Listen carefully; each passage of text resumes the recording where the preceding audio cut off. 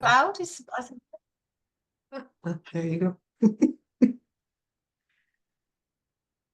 Hello, Katie. We meet again. I Katie, I'm shall sorry. I will fix that. get that edited out now. Here we are editing. Okay. We meet again. Hi, Cheryl. How are you doing? I'm good, thank you. How was your week? It was good. It was good. Yeah, I've decided to do a little bit of a challenge for myself, and that is to just eat beef for the next 30 days or so. Of course, I'm doing it one day at a time because it's it's different for me. I've been eating mostly carnivore for I guess since May. So having things like pork and beef and chicken and eggs and cheese and all of that. And I just thought, well, let's just go all in and just try eating one type of food and keep track. I just love experimenting on myself and seeing the results I get. I know that about you. And actually, sneak preview, I did know that you were doing that this month. And I did know that we'd had a long discussion about that because I was going to do a sardine September and just experiment on myself for eating sardines a whole month. Are you going to do a little report for everybody or some sort of diary entry or something to report back on the experiment and how it's worked for you? Yeah, great question. Yeah, absolutely. I love to track my food in a journal because it really helps me identify where where some issues might be happening. So doing this beef thing has made my food entries a lot easier. However, I am keeping track of, how much I'm eating of the beef and how much fat I'm having because I'm trying to keep my fat at about between 60 and 75%. And I'm also keeping track of my blood sugars. So every day I prick my finger. And I'm also going to keep track of my ketones because I want to see how, this is working out for me. And of course, my weight, because I'm still a work in progress. And, a lot of my efforts are not just dealing with my own food addiction, but also because I want to be physically fit and better and hopefully there'll be some weight loss, continued weight loss out of it. So yeah, my measurements, my weight, what I'm eating, how much of it I'm eating, and how my blood sugar and ketones are behaving. What It's about you? Are you tracking as well? I am tracking because I do want to share the results of the experiment. I mean, when I think about doing it for 30 days, um, well, I just cave and I just don't, I can't approach it on that basis. In fact, I saw you shared a YouTube film, didn't you, with somebody who'd been doing it for 72 days. And I Mhm. think she was a similar mindset. It's like that you can only do this one day at a time. All I can do is plan for the next meal. And like you say, what has been a tremendous relief around this is planning for a next meal involves how many tins of sardines and how am I going to eat? Similar with you, will I have a burger patty or a piece of steak? It takes all the complexity out of eating. I know it's funny, isn't it? Because I know people will challenge us and say, well, that's pretty extreme, you know, what, but actually, it's an experiment, you know don't get your knickers in a twist. It's not the be all and end all. You and I are working out an exit strategy, how to change things up around that. But both of us wanted, I think, when we had a discussion about this, to really understand how having a really high fat diet with lower protein and negligible carbs would impact our system as people with the disease of addiction. Yeah. And so, that's why I want to do it. And I think it's why you want to do it, but tell me if I'm wrong, is to do the experiment and report back to help other people. Yes, Look, and right absolutely. on cue, Ted's coming to say hello Well, we're around that. talking about food and Well, exactly. But how beef would and you respond sardines. to people who said it was pretty extreme? Yeah, I think that if I was talking to a person with a food addiction, they would understand my desire to simplify things. So when you're only making decisions about one type of food, it really slows the chatter in your brain. If I was talking to a regular person who doesn't have any issues with food, yeah, they would think that it was extreme and probably out of balance. You're going to miss all these nutrients. It's not healthy. You're going to kill yourself. Your cholesterol, all the usual stuff. And I think one of the reasons that I'm tracking is to say, well, no, here are my notes. Here's how I'm feeling. Here's my energy. Here's my blood work. So yeah, I, And guess what? I survived. I'm yeah, not lunch. I exactly. feel flipping fantastic. So go figure. Right, exactly, exactly. But I mean, it does seem extreme, but it's so peaceful when you don't have to think about putting casseroles together and what side veggie am I going to have? Is it going to be, is there going to be a cheese sauce with that or not? And how many calories are in there? How many carbs? And it's very quiet when you eat one specific food. And I think my own experience around food addiction, processed food addiction, sugar addiction, was the constant compulsive thought, the constant obsessional thinking around food, knowing something was in the fridge and not being able to let it alone, and just constantly thinking about it, and constantly going back to get some more and get some more, because I couldn't stop thinking about that thing until it was done. And then it was a question of when I would get my next fix. And from time to time, that kind of compulsive obsessional thinking does come back to me. And so as a way of dealing with this, just to pull the need to think about food and what I'm eating away from the equation for a short planned time, just for today, it's very comforting. Mm-hmm. Yeah, it simplifies everything. It does. Yeah. And none of this is what we were going to talk about when we when we decided on a topic. So, but I guess it does segue into this. In terms of we were going to talk a little bit about fear. Mm-hmm. Yeah. And the reason I thought, or we thought that fear would be an interesting subject is because when we have new clients, they are typically in a place of not knowing what to do anymore. A lot of people come for weight loss issues, others for health issues, and they have tried everything. And so they come feeling some sense of defeat, having tried everything. And yet making the changes that are going to be necessary are very, very frightening because they identify as a person who bakes goods for the family. They identify as a foodie. They love to go to restaurants and try the different wines and try the different the different foods. They identify as the party person. So there's a lot of things that are going to challenge their identity when they make the necessary changes. And they are huge changes. They're not little changes. So there's a lot of fear around that.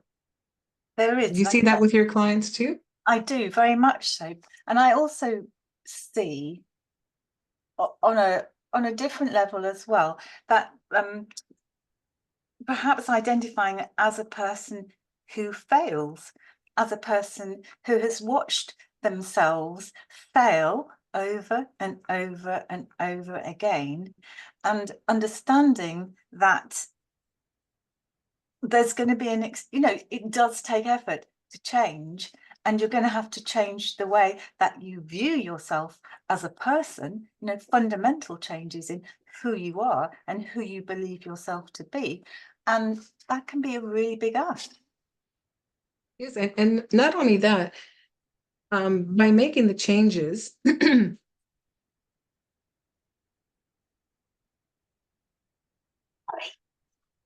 okay. So, but when To be real. yes. So, I mean, when you make the changes, I mean, you and I have both gone through this. When you make changes, you change on your outside. You change the way you think. Your appearance changes. Maybe you lose a lot of weight, or maybe your skin looks a lot better, and people start to notice. And suddenly you go from being like, I know for me, when I was much larger, I was kind of invisible in society. But suddenly, when I started to change and lose weight, people started to notice me and people started to make comments about my appearance. And that felt like a bit of a violation. Like, why are you making comments about my appearance? Like, so there's there's fear around that. There's discomfort. So how do you walk around in life when people are suddenly noticing you, or before you were invisible? It's like having a little spotlight on you all the time. So, I think that can be really, really difficult if you're not used to the attention and you don't want the attention. And I think that can bring up a lot of fear for us, because it triggers stuff in other people.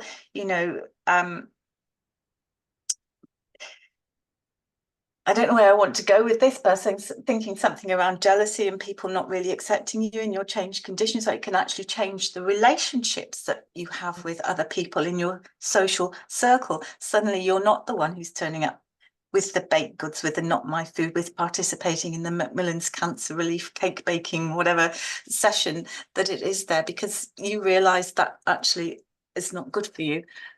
But by doing that, you're setting yourself out as different to other people in your social circle. And that can be very challenging and confronting.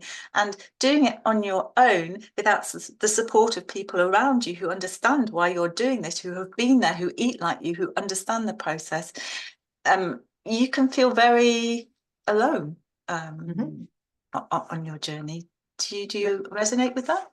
oh, absolutely. You feel ostracized in a way. I remember, and this is the same thing with alcohol. When I decided to stop drinking alcohol, I realized then, the relationships that I had were very, very shallow, where I thought they were very, very deep, because we all drank together.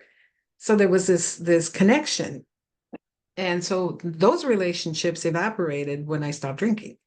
They just evaporated. I no longer, I didn't fit the environment. And the same thing is, happening with food. You don't get invited out to restaurants, because you're different, or you're with my family, there goes Cheryl, she's on another diet, so it's that thing. It's people not really understanding what it is that you're going through. And yeah, and you're right. I mean, the relationships change because you've changed, and people are afraid of change. Like, I'm afraid of change, but the people around me are looking at me, and they don't know what to make of me anymore. Maybe I behave in a different way. Maybe I carry myself with more confidence. Maybe I'm able to speak up a little bit more now that I have more confidence. So the Cheryl that they knew back then is no longer the person they know now. And so they need time to adjust, or decide that this is not the relationship that they want anymore. And that's scary. I'm losing my friends. Mm. Yes. But then, you have to ask, well, what made the friendship? And I think it's natural in life to evolve and to create different friendship groups and friendship circles depending on a certain stage in your life. So when I had my babies and I had 4 kids under 7, and I had a friend who was similar, so we used to, share whatever, used to get together, go play dates with the kids and all the rest of it. And my friends are mostly built around the kids and what we were doing at school, and all that sort of thing. But then I evolved out of that, and I had other interests. I read a lot, so book groups and things like that, and Right. making new friends along the way around that. So I do think that, I mean, it's an oft-quoted cliche, isn't it, that life is a journey, but that evolve piece is so key to who we are as individuals, and what made sense in the first half of life, is completely different in the second half of life. And That's what right. we want, which for me, remembering that addiction is often referred to as the disease of the lost self, is to discover who I am without the crap, without the food, without the Right. sugar, without the crazes, without Right. the constant food noise. I want the courage. I want to be brave enough to be me before Right. it's too late. Right. It's, the other thing that happens, around fear is when you have dealt with stress, trauma, challenges, everything, and you've turned to food for comfort, and suddenly that food is no longer there. What do I do with my thoughts now? What do I do with these emotions? And it's scary to be confronting. Like there was a time where I would just go to the fridge, not even realize why I was going to the fridge, but I suddenly had this desire for this food. No hunger, just had to have something. That's not happening anymore. But what is happening is a stress will come up. And now I have to deal with it. And it's a different way of being. So now I'm dealing with the stress, and it's not pleasant, and it's not nice to feel these emotions and these physical and mental things. But I recognize now how often I was masking my discomfort throughout the day. And a lot of the discomforts and the stress and the anxiety were actually happening because of the foods I was eating. When you're eating junk food and you're drinking alcohol and you're smoking and you're doing all those things, your body is in a constant state of agitation. So I would go to the fridge to eat something so that I wouldn't feel the way that I did, so that I would end up feeling the way that I did. So that was this constant thing. But, there was always there happened along the way where there was this fear. What do I do with my thoughts and my feelings and my anxiety? What do I do with that if I can't turn to food? So, you learn the skills. Yes, and that's what we do as part of our recovery coaching, is to teach people a specific set of tools that will help in these instances. And I deeply resonate with what you're saying there. For me, fear is just part of who I am, but I could never accept it. So my backstory, I was adopted at 6 weeks, and research people, other people talk about a primal wounding, that there's an attachment point where it's severed. And so it's very difficult to feel connected to other people and to feel anything other than being completely alone and having to deal with life alone from being a very tiny, tiny baby. And so the natural response to that is being bounced into fear. So I have lived with fear day in, day out. It's called a complex PTSD. But I didn't realize, because nobody told me, that that's what I was experiencing. What I felt was a pain in my body, a discomfort, a constant sort of hypervigilance and fear state that was soothed from being a tiny baby with food. When I didn't settle as a baby, mum put oats and crap in the bottle to fill my belly, so I would be comforted.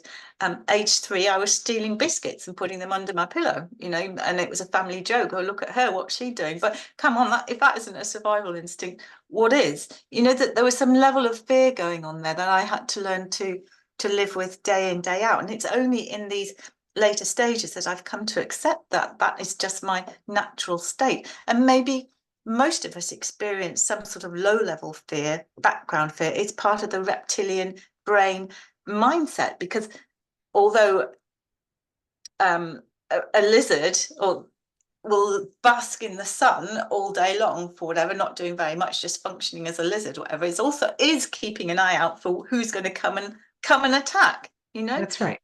And so there is always that background anxiety and fear, I think, happening in that part of the brain. It was super sensitive for me, I think, because of what happened to me, but I never understood what was going on in my brain. Just learned from a tiny, tiny age that consuming stuff would take away this pain and this discomfort, this fear. Right. And obviously, over time, my brain was neuroadapted. The wiring was can't think of the word that begins with F and ends with D, but you know what I mean? It was Yeah. rewired the dopamine reward system. I mean, I'm Right. laughing, but it isn't funny. And when you get a chance to actually study it and map it, which we do with the sugar assessments that we have, Yeah. you can see how much this has impacted our entire life, from the circumstances that we that I don't know, kind of found it for ourselves, didn't we? A way to soothe Mhm. in Mhm. difficult circumstances, Yeah. not to feel the fear so much. I Right. don't know, it's Yes. interesting. I've ranted a bit, but I think that No, I love it. It's great. It's great. It's just, it's this constant groaning, I think, this hypervigilance that you're talking about, always looking over your shoulder. Um, when I was born, my mom had me as C-section, and because of this was like 62 years ago. Um, the drugs that were given to her, she wasn't allowed to breastfeed. Of course, the first thing that I got as a wee baby was sugar and formula. And my mom said like she couldn't put the bottle in my face fast enough. I was always, always hungry. So I was this little round, cute little baby. But the any time that I needed soothing, it was the same thing. It was, more milk and more sweets. And so yeah, it starts pretty early. It it's starts pretty interesting, early. isn't it? Because we always talk about addiction to the substance of the processed food and the sugar and all the rest of it. But also there's a behavioral piece in there for me. I think there's an addiction to the need to having a full belly Mm. to Yeah, feel safe and to, yeah. to avoid the fear. And I mean, that's one aspect of me, and that's my experience, feeling the fear. But what's interesting as well is there's another side of fear, away from the failure, away from the pain, away from the discomfort, which is a fear of actually succeeding in all Yeah. this. Have you any experience or thoughts around that? Yes, because well, all right. So fear of succeeding. So when I have succeeded at weight loss in the past and achieving my weight loss goals, which have lasted for one day, by the way, because I white knuckled all the way through this experience of losing 70 some odd pounds, and I reached my goal, um, I was not any happier. I was still just as scared, and I was getting all this attention. And so and it was not a pleasant experience, except for clothes shopping. That was a good experience. But so what it's done, so this experience of having had the success that I wanted, and then coming back to losing that success. Um, Now my fear is, am I going to experience that again? Is this going to be history repeating itself? And so, I mean, of course, I know a lot more now, and I'm doing things very differently now. So the weight is coming off much slower. I'm dealing with the issues. I have tools and all of that, but there's still that little chat in my head about, will you be able to cope? Will you go back to the way that you used to do that? It's the fear of the unknown. Who am I? Yeah, Right? it is, and we touched on that before. It is that deep level of soul connection and soul change and acceptance at soul level of who we are, what we are, and really for me in the early stages of my life, I've watched over myself fail over and over and over again. It led to a 40+ year of yo-yo dieting. That was my experience. And now you sit back and watch yourself successful. That just feels weird. That is Mhm. not what I'm used to. So there's this degree of sort of personal, I can't think of the word, dissonance, Yeah, personal dissonance. It doesn't sit right within me. I'm used right. to being a failure. I'm used to this not working. And now it looks like it's going to be successful. And now you're asking me to show up. And now I have to be seen. And now I have to go through all this. There's a lot of red flags showing up around there. But what I think is really interesting around this, and we both learnt this with our mentor, Bitten Johnson, was the concept of all or nothing thinking. that it's either this or it's that. And it's Right. either this and it's for the rest of our lives, Right. or it's that. Right. Whereas redefining that as, well, this is how it is just for today. This is how I am today. And learning to live fully in the moment and express ourselves fully in the moment and just do the next right thing, whatever that looks like, and making that commitment to ourselves to show up to do that next right thing in the moment is where we start to bust through that personal dissonance and start to have that personal integrity Right. and personal self-belief that actually we can do this, you know. And I'm not asking you to do something massive like all or nothing, but just do the smallest of next step that propels you forward in that space. Right. And that's a really powerful way of dealing with all this fear. And after all that, there's an acronym for fear, isn't there? False evidence appearing real. Most of these fears are in our heads. They're not real when we start to break them down. Yeah. False evidence appearing real. Yeah, I love it. Yeah, that's so true. There's It's so another true. acronym as well, which is F everything and run,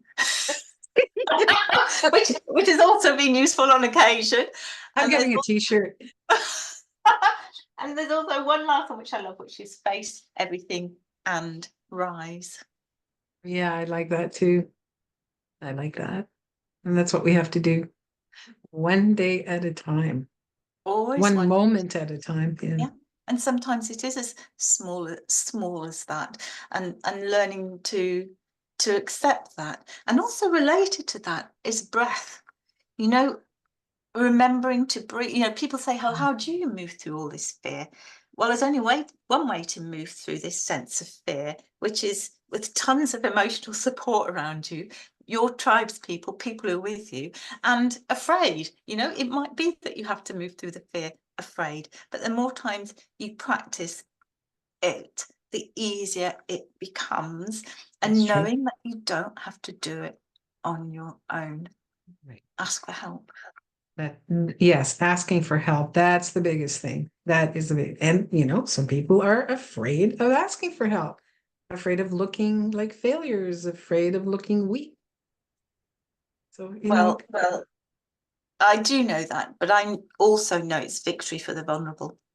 You know, the you're more right. chance you can find a safe space to be real and to be vulnerable with people in that space, the more chance you have of success. Yeah. Well, it's finding, a soft place to land. There's a saying at my house, and that is, don't go to the hardware store for milk.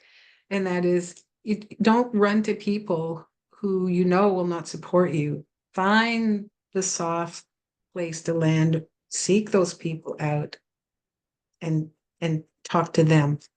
But don't go somewhere where, like, I wouldn't go to my family with any of this. I love my family, but they've seen my cycles, my yo-yo crazies for so long. They're just completely no longer supportive. They're just like, yeah, whatever. So I don't go to them with any of my issues. But I found I've made new relationships and those sustain me. Mm. And that's part of the change. So even though, as we talked about earlier, the circle of I've lost some friends along the way because of my changes, I've gained new ones. Mm. And that's been great. So Yes, I would agree 100%, because the new friends and connections I've made have been through this disease and aligning myself with people who want to move beyond this and live life beyond the addiction.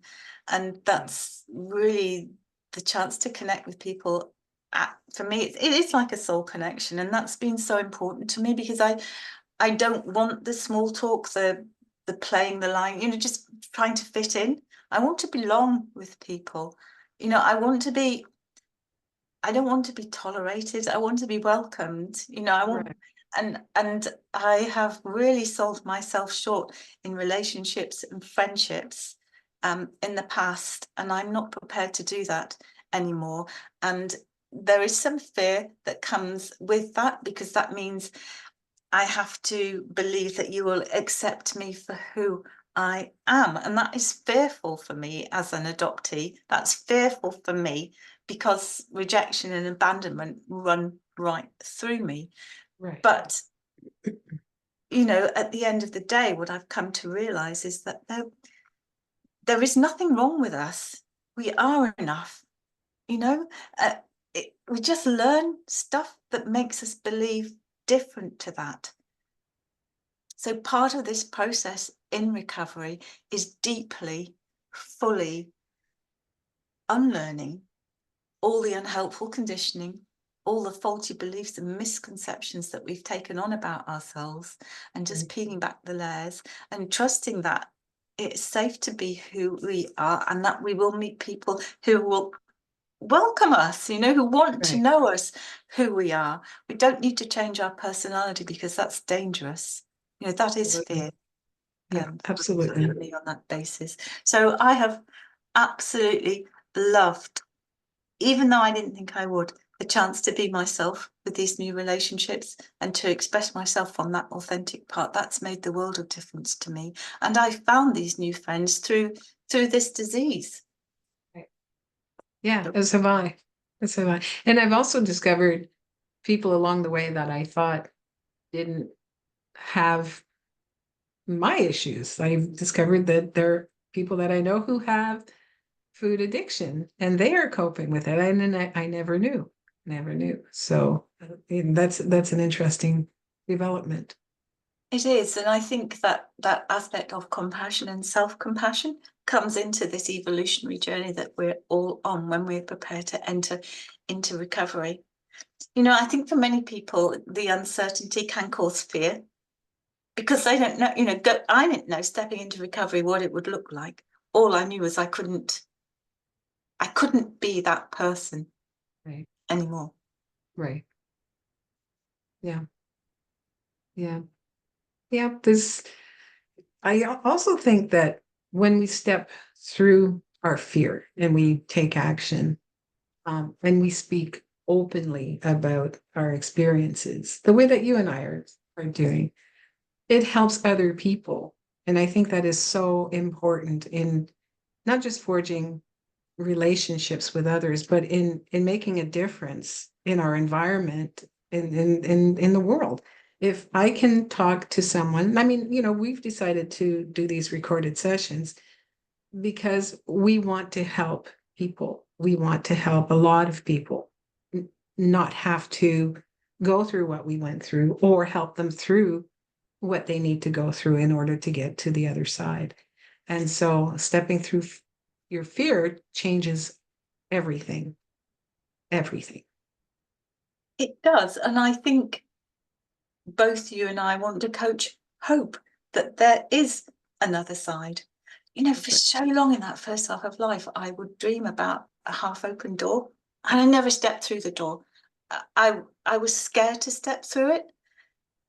But recently I have started to dream about being on the other side of the door. And for me, that's the fullest expression of recovery and of hope, that it is possible to change. Both of us know that. Both of us have experienced that. And both of us have come from a place that has been incredibly difficult and challenging around the addiction. Because addiction isn't just, you know, it's not about the food, is it? It's not about the substance. It permeates everything. Mhm. Only nobody tells you. You know, nobody tells us. And I'm aware that I've just spoken for you a lot, which is probably wrong, but I feel like we do have those similarities. Oh, definitely. You know, around this disease, with that. And yeah, I've lost my train of thought now. That's good. No, that's okay. I mean, who would have thought that you know, a simple 4-letter word could create such a pleasant conversation? You know, Well, it's funny, isn't it? But it's something I have a lot of experience with. You know, yeah, well, if it'll help one person, you know, make a change in their lives, then we've done our job. It is possible to change. It is possible to find hope from those darkest places. It is possible to grow. I mean, I think that's really why we're here on this earth. Right. Yeah. Keep growing. Yeah. Well, as we are saying nowadays, recovery matters. Oh, I love it. You forgot to say it at the beginning. And for anybody who's wondering why we're laughing, it's because we spent ages trying to come up with a name that really resonated with what we wanted to share and who we are. Right. And we came up, or Cheryl came up with the concept of recovery matters. We came up, we tried on many different names for our channel, and so we think that Recovery Matters is appropriate. And we hope that you like it as well. That's I perfect. will stop recording. How about that? As soon as there it is. Stop recording. Shapes.